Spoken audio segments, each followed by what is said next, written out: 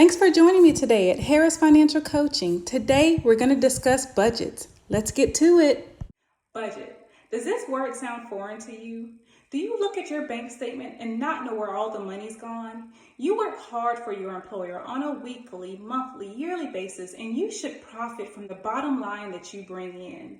So how do you begin to set up a budget? The first thing you need to do is take a weekly accounting of the expenses that you incur.